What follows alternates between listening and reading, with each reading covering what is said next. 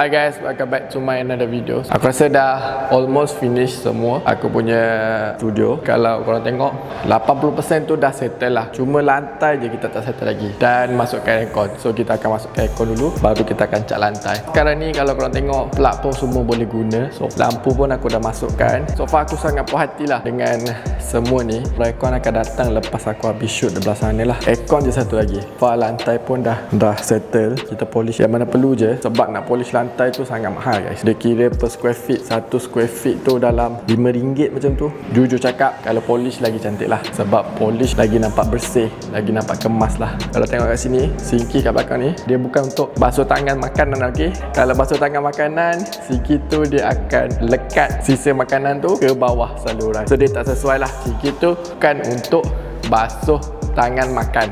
Basuh tangan makan aku prefer dalam toilet. Kalau kau tengok semua ni berat gila pegang ni. Sekarang ni sangat cun lah. Studio dah done daripada belakang.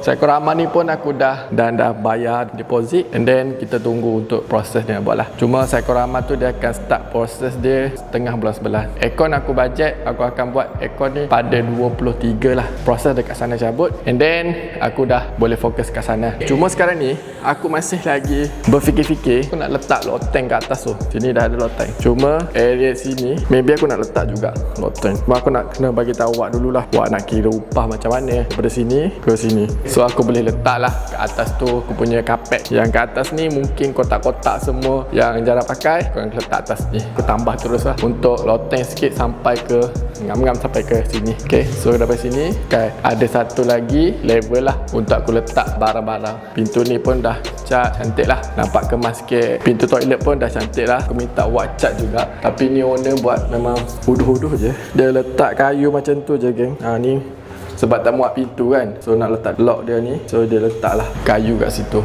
Yang ni aku minta awak cat balik lah sikit-sikit. Toilet dia kemas dia. Nanti aku nak minta awak cat sikit kat atas ni. Maybe kat sini aku nak letak kabinet. Aku akan utamakan bersini dulu kot. Aku nak letak kabinet kat sini. Satu kabinet lah IKEA lah aku yang nak beli.